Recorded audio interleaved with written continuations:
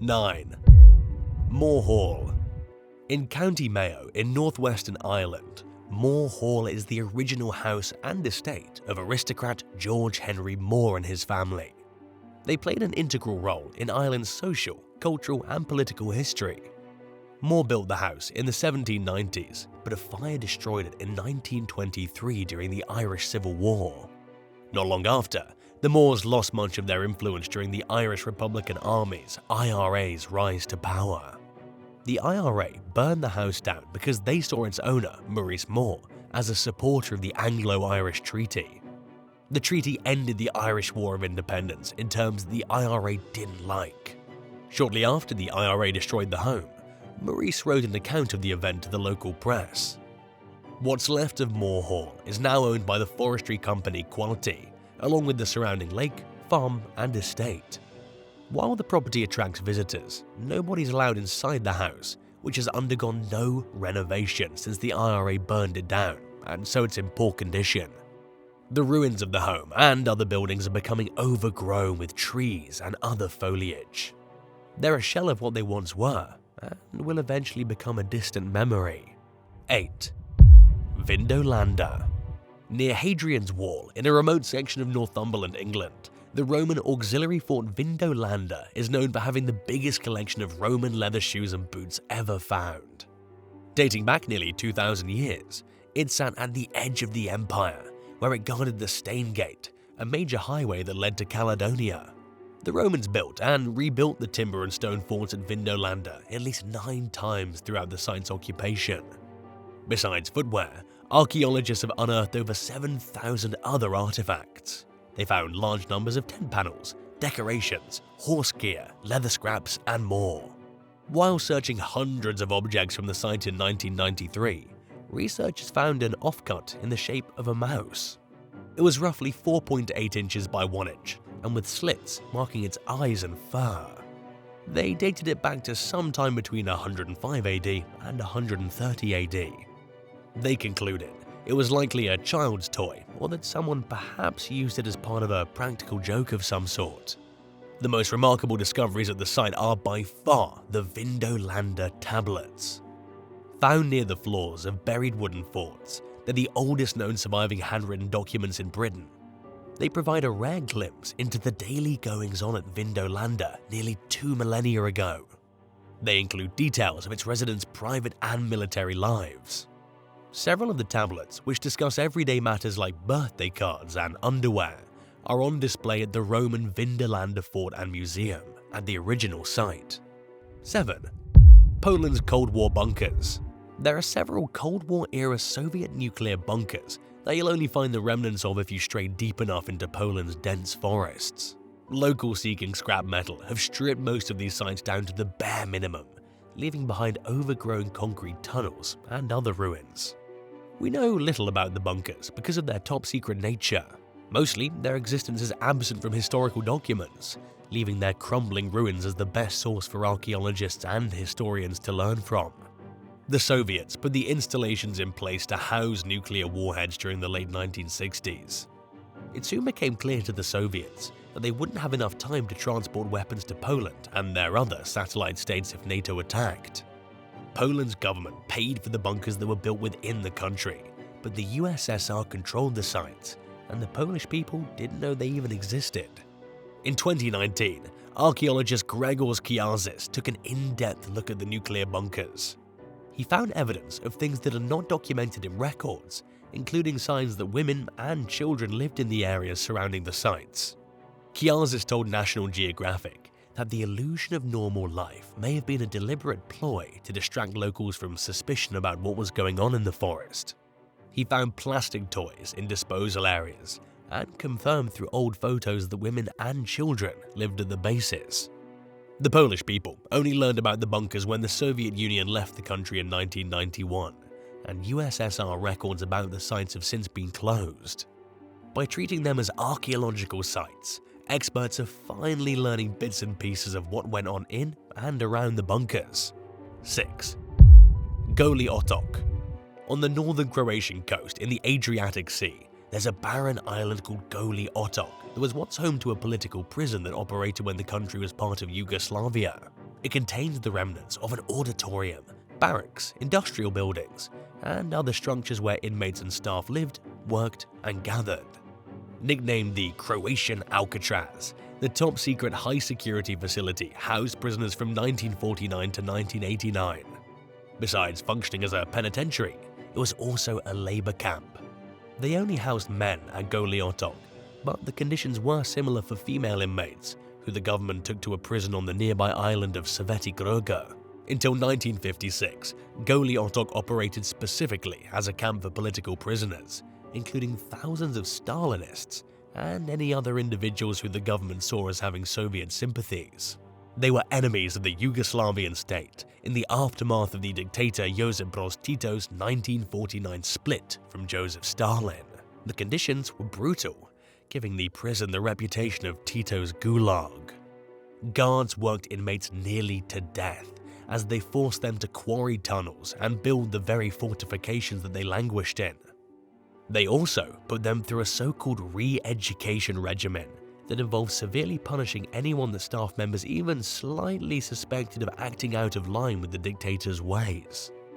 The horror of Gliath spread to the mainland, where civilians lived in constant fear of being taken away by the Yugoslavian secret police for the smallest offenses. Those who made it back to the mainland from Gliath were even more silent about their fears than the average citizen. They'd already lived to experience the horror and were terrified of going through it again. If you were caught by the enemy and placed in a work camp, would you try to escape or wait to be rescued? Let us know in the comments, and make sure you subscribe to the channel so you don't miss out on more videos like these. 5. Caboro Station. Japan has many abandoned or semi-abandoned decaying train stations that see little to no modern use. Many of them are in rural regions that attract limited visitors aside from the handful of the off-the-beaten-path explorers. These visitors are looking to experience something other than typical tourist destinations. The most secluded of these scattered sites is Caboro Station. On Japan's northernmost main island, Hokkaido, the station is on a 261-foot between two tunnels. There's no road nearby. The only way to get anywhere near the station is by train or boat. There is a beach close to the station, but getting there requires traveling down a steep, overgrown path. Caboro Station opened in 1943 as a servicing point for trains carrying munitions. Passengers could ride the trains, but the government didn't reclassify the depot as a railroad station until 1987. By then, it had long sat neglected and barely used. The area's heyday had long come and gone. During the 60s, there was a nearby campground and seaside resort, and there was also one settlement on the beach, but people abandoned it during the 70s. Nobody lives near the station today, therefore almost nobody uses it. The railway company in charge of Caboro Station considered closing it in recent years, but the nearest community objected to the move and agreed in 2015 to fund the station's maintenance in the future.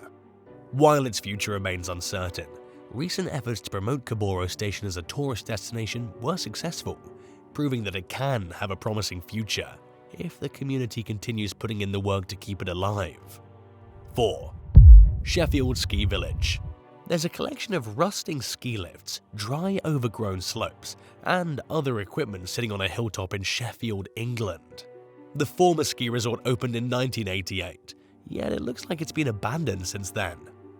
But that was just the beginning of what grew to be a sprawling site that by 1994 had 8 slopes, a bar, a lodge, and shops. It continued to expand from there, adding laser tag, four-wheelers, and a bowling alley. The resort thrived well into the 2000s and even became the official training ground for half the British freestyle Olympic skiing team. But things went suspiciously wrong in April 2012 when a fire destroyed the main building. Officials ruled the fire accidentally started. Soon after, arsonists partially destroyed the huts at the top of the main slope and the bunny slope.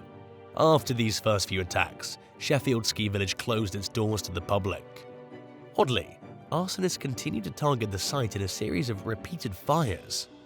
To this day, they remain at large and nobody knows what their motive was for the attacks. The resort has been left to decay, as it falls victim to illegal garbage dumping and graffiti artists. Sheffield City Council hasn't given up on the site, and in 2016 began trying to recruit investors to bring it back to life. The original constructor, who agreed to redevelop Sheffield Village into an extreme sports facility, went back on the deal last year. Now, the council is reportedly engaged in talks with another company about the possibility of redeveloping the site. But for now, the ruins of Sheffield Village continue to become an even bigger eyesore with time. 3. Cave of the Jaguar God. While working on the Yucatan Peninsula in 2018, archaeologists from Mexico's National Institute, INAH, accidentally discovered a sealed cave full of treasure amid a sprawling maze of dark underground tunnels. They found the hoard in a series of 7 sacred subterranean chambers known as Balamku or Jaguar God. They sit beneath the ruins of Chichen Itza, an ancient Maya city that thrived between the 9th and 13th centuries AD, during which its population peaked in the millions. Within the cave, the team uncovered over 150 artifacts, including vases, incense burners, and decorative plates featuring the faces of gods and religious icons. Scholars believe the site was left mostly untouched for over 1,000 years. Archaeologist Victor Segovia Pinto discovered the cave in 1966, but he didn't fully investigate or excavate it. He hired local farmers to seal the cave's entrance for reasons that remain a mystery to this day. Even more strangely, Pinto's archaeological records conveniently went missing after that. Until recent decades, archaeologists were primarily interested in monument archaeology rather than cave archaeology, according to National Geographic. Although the significance of such sites has long gone unrecognized, modern researchers are lucky to examine the recently discovered objects in their undisturbed state. Through these artifacts, they hope to learn more about the mysterious Mayan collapse. Some scholars believe the collapse was triggered by a series of catastrophic droughts and other unfortunate events. 2. Laurel Valley Sugar Plantation. During the 1830s, the first structures of what would eventually become a sprawling sugar plantation sprang up in Thibaudier, Louisiana, on a 50,000-acre plot of land owned by a man named Jacob Tucker. Known as the Laurel Valley Sugar Plantation, its operations relied on forced labor as it expanded and passed from one generation of the Tucker family to the next. At its peak, over 170 slaves lived and worked at the plantation. They slept in tiny, overcrowded primitive structures that had no screens on the windows to keep mosquitoes out. The owners forced the slaves to work in the brutal heat and were under the constant threat of malaria. Sadly, there were stories of mothers who couldn't bear the thought of bringing a child into that brutal existence. These mothers felt they had no other choice but to commit infanticide. Some women killed their babies to spare them from the constant suffering and misery that they had endured. The Tuckers were fiercely loyal to the Confederacy, since losing their slaves would bankrupt them. They ended up selling the plantation when the Union won the war. This, unfortunately, didn't end the brutal living conditions that the end of the war had technically freed the slaves from. Racial discrimination continued to run rampant, and wages were incredibly low, leaving many with few other choices than to continue working at the plantation for meager pay. These conditions did little to improve their quality of life. 50 of the original structures still stand today, along with some of the machinery that was used to harvest and process the cane sugar plants. They remain as a testament to a painful but important chapter in American history that deserves to be told. 1. Tainan Village. Known as Dorset's Lost Village, the former civil parish of Tainan is near the shoreline in southern England's sparsely populated countryside. It's in a secluded valley where the earliest evidence of human occupation dates back to the Roman era. Archaeologists have also found Iron Age artifacts. People inhabited the area until 1943, when the War Office of the British government evacuated 225 residents so the military could use the land as a training ground and firing range. Displaced residents left cooperatively, with the understanding that the government would eventually allow them to come back. The authorities went back on their word. After World War II ended, the military remained at Tainan, and it continued to use the land as a training ground to this day. What's left of the village is a ghost town. It's been open to visitors since 1975. Many of its original buildings still stand, including the 13th century Church of St. Mary, some homes, and a schoolhouse. Others have been demolished or destroyed. The forced relocation of Tainan's residents is unfair and heartbreaking. But the diminished human presence in the region had one beneficial effect. It's become a haven for wildlife and a de facto nature refuge, despite the military scrap that litters the area. Which of these abandoned places would you like to visit?